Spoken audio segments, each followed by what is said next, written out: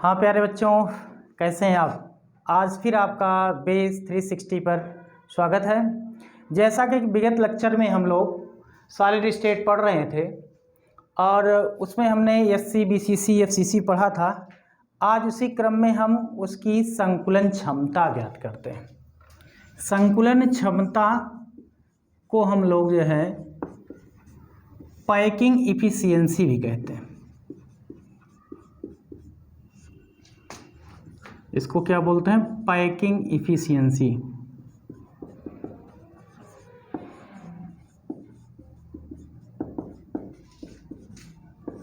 मतलब इसका पहले तो डिफिनीशन हम लोग पढ़ लें, क्या होता है पैकिंग इफिशियंसी, होता क्या है। देखिए, सॉलिड स्टेट हम जब स्टार्ट किए थे तो उसमें आपको बताए थे कि परमाणु अणु और आयन से ही किसी सॉलिड का निर्माण होता है और उसकी जो संरचना आपने देखा था सॉलिड की, वो ऐसे दिख रही थी आपको। और जो ये प्रत्येक कोने हम बनाए थे, आपको कॉर्नर बनाया गया था, जो है इस कॉर्नर पर अणु परमाणु तथा आयन उपस्थित थे। तो ये जो आयन उपस्थित थे, ये कितना स्थान घेरे हुए हैं, उसी को हम पैकिंग इफिशियंसी कह सकते हैं। अर्थात अगर इसको हम डिफाइन करें, एक लाइन में परिभाषित करें, तो कह सकते हैं कि किसी क्रिस्टल जालक, किसी क्रिस्टल जालक का वह कुल स्थान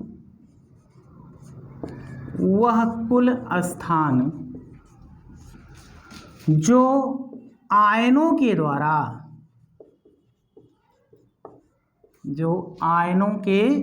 द्वारा घिरा रहता है,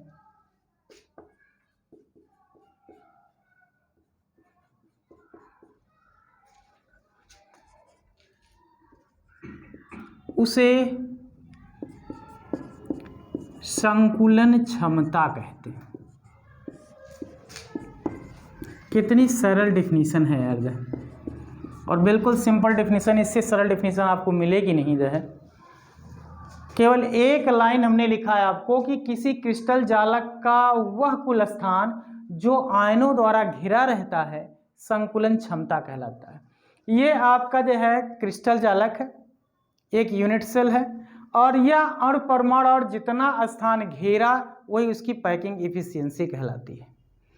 अब ये पैकिंग इफिशियंसी आप जानते हैं कि यूनिट सेल 3 प्रकार से आपको बताया गया है, एससी, बीसीसी और एफसीसी। एससी में केवल कोनों पर ही आपको बताया गया अणु परमाणु आयन है, और बीसीसी में कहा गया कि उसके केंद्र पर भी स्थित है। तो इसका मतलब अणु परमाणु आयन बढ़ रहे हैं या घट रहे हैं, तो इसके द्वारा घेरा गया स्थान भी बढ़ेगा और या घटेगा। तो जब स्थान घटेगा बढ़ेगा तो उसमें जो इसका स्पेस आएगा, जो परसेंट वैल्यू निकालेंगे हम लोग, वो भी कम और ज़्यादा होगा। तो एक एक करके सभी क्रिस्टल का, यूनिट सेल का हम लोग संकुलन क्षमता निकालते हैं यार। तो सबसे पहले हम लोग किसकी संकुलन क्षमता निकाल लिया जाए? सिंपल वाले की जाए। सिंपल वाले का नाम क्या है? सरल घनीय एकक कोष्ठिका।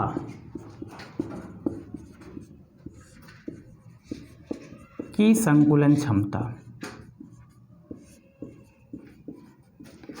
अब इसका तो हमें संकुलन क्षमता निकालना है, और इसको आप जानते हो क्या बोलते हैं बेटा? एससी बोलते हैं। ठीक, आपने परिभाषा में पढ़ा कि वह स्थान जो आयनों द्वारा घिरा हुआ है। अर्थात अगर हम एक शॉर्ट लाइन में इसको हम फार्मूले के रूप में लिख दें कि संकुलन क्षमता को अगर फार्मूले में बताना हो तो कैसे बता सकते हैं, तो एक शॉर्ट लाइन में अगर हम यहीं पे लिख दें छोटा सा कि संकुलन क्षमता बराबर होता है एक परमाणु का आयतन, एक परमाणु का आयतन बटे घनीय एकक सेल का आयतन और गुणे 100। परसेंट में वैल्यू निकालना है, इसलिए 100 से हम मल्टीप्लाई भी कर देते हैं। अर्थात अगर हम जानते हैं एक परमाणु का आयतन जो होता है उसको डिनोट करते हैं किससे, हम V से, और घनीय एकक सेल का आयतन हम लोग डिनोट करते हैं किससे, A से। एक कोण की लंबाई जो होती है A थी, और यहाँ घनीय है तो क्या हो जाएगा, A क्यूब हो जाएगा, और इंटू क्या हो जाएगा, 100 हो जाएगा। मतलब packing efficiency PE is equal to V upon A cube into 100। ये शॉर्ट में इसका एक फार्मूला बन गया जाए, इसी परिभाषा से फार्मूला निकल गया जाए। अब इस फार्मूले को हम लोग जो है ESC में लगा सकते हैं, BCC में लगा सकते हैं, FCC में लगा सकते हैं, और चौथा प्रकार जो आपके सिलेबस में नहीं था जो है अब ECC, उसमें भी लगा सकते हैं। तो पहला यहाँ आपको जो पढ़ना था जो है सरल घनीय एकक कोष्ठिका में हम लोग ज्ञात करते हैं कि कितना स्थान आखिर वो घेरा हुआ है, और इसके लिए आपको जानते हैं कि सरल घनीय यस्सी के लिए परमाणुओं की संख्या कितनी होती है यार, सब बच्चों को शायद पता है हमारे ख्याल से। परमाणुओं की संख्या जिसको हम लोग Z कहते हैं यार ना, और Z की वैल्यू कितना निकाला था हम लोगों ने जो है, 1 निकाला था। SC में Z 1 निकला था जो है। पुराना जो बच्चे नहीं पढ़े थे वीडियो, वो पुराना आप देख करके जो है वहाँ पे लिंक बॉक्स में जाएंगे जो है, वहाँ पुराना वीडियोस मेरा देख लेंगे, तो वहाँ SC की वैल्यू कैसे 1 आई थी ये बताया गया है आपको। और Z बराबर जब 1 आ गया आपको पता है, और दूसरा जो है अगर हम जानते हैं सरल घनीय यस्सी के लिए त्रिज्या, परमाणु त्रिज्या, और परमाणु त्रिज्या को हम लोग R कहते हैं। R और कोर की लंबाई में एक संबंध हमने निकाला था जो है, फार्मूला दिया था आपको कि R बराबर A/2 दिया था, और इस फार्मूले से आप वैल्यू पक्षांतर भी कर सकते हो यार। तो कह सकते हैं कि हम A बराबर 2R कह सकते हैं, कोई दिक्कत है नहीं आपको। A बराबर 2R हो गया तो यह हम कह सकते हैं कि A क्यूब बराबर क्या होगा यार, A क्यूब बराबर इसी की पावर 3 लगा दे, मतलब 2R की पावर 3, और 2 की पावर R की 3 कर देंगे, 2 2 या 4 2 या कितना हो गया यार, 8 हो गया ना, मतलब 8R क्यूब हो गया। 2 को 3 बार मल्टीप्लाई कर दिया, ठीक है। अर्थात A क्यूब बराबर कितनी वैल्यू आ गई यार, 8R क्यूब आ गई, और Z की संख्या तुम्हें पता है 1 आ गई। अब हम इसको जो है ये वैल्यू जो है इस फार्मूले में पुटअप भी कर सकते हैं। इस फार्मूले में पुटअप कैसे करेंगे, अब आपको पता है संकुलन क्षमता बराबर एक परमाणु का आयतन बटे घनीय एकक सेल का आयतन गुणे 100।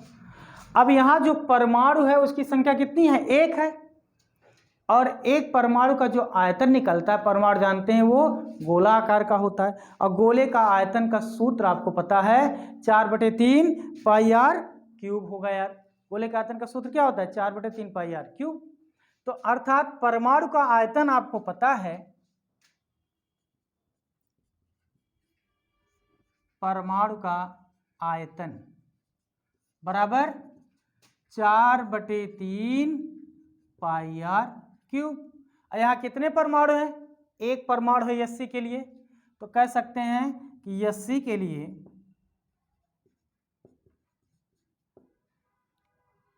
V बराबर 1 गुणे 4/3 पाई आर क्यूब, मतलब वैल्यू वही आएगी, मतलब कहेंगे कि मतलब 4/3 पाई आर क्यूब ही यस्सी के लिए आयतन भी निकलेगा।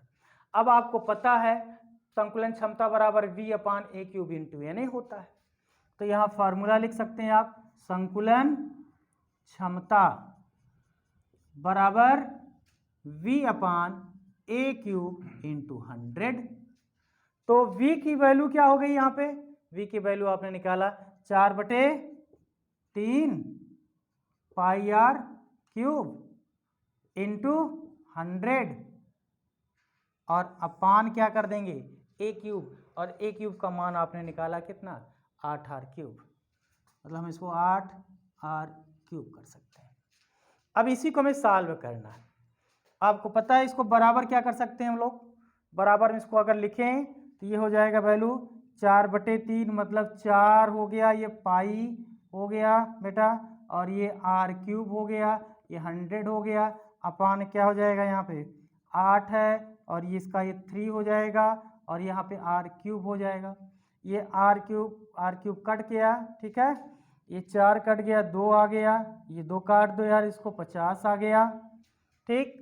और ये बच्चा आपका पाई की वैल्यू और 50 की वैल्यू और 3 की, मतलब पाई को हम बोल तो सकते हैं क्या बेटा, मतलब पाई गुणे 50/3, यही बच्चा। और पाई बटे 50 मतलब पाई का मान होता है कितना 3 पाई की वैल्यू कितनी आ जाएगी, पाई का मान होता है 3.14, और गुणे कितना है 50/3, मतलब इसको दोनों को मल्टीप्लाई कर दीजिए जो है। अब इसको अगर हम गुणा कर लेते हैं तो ये हो गया आपका, नहीं दिख रहा होगा अगर आपको जो है, तो इस कैलकुलेशन को हम जो है ना यहाँ कर लेते हैं, इसको मिटा करके इस वैल्यू पे यहाँ पे कर लिया जाए कैलकुलेशन।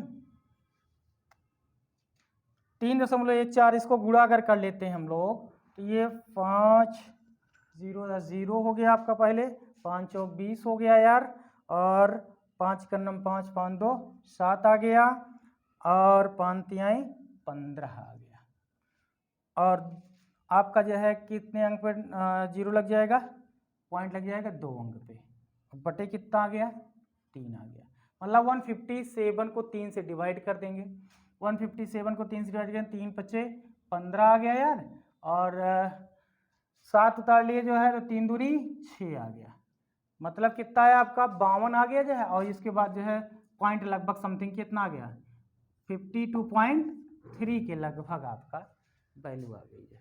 ये किसकी वैल्यू निकाल ली आपने, ये यस्सी की जो है संकुलन क्षमता आई, अर्थात कोई आपसे कहे कि यस्सी परमाणु द्वारा कितना स्थान घेरा गया है उसके आयनों के द्वारा, तो वह घेरा गया कितना बेटा 52.3% घेरा गया। इसको आप नोट डाउन कर लीजिए, इसी आधार पर जो है हम लोग नेक्स्ट जो है अगला पढ़ते हैं BCC का, नोट कर लिया जाए।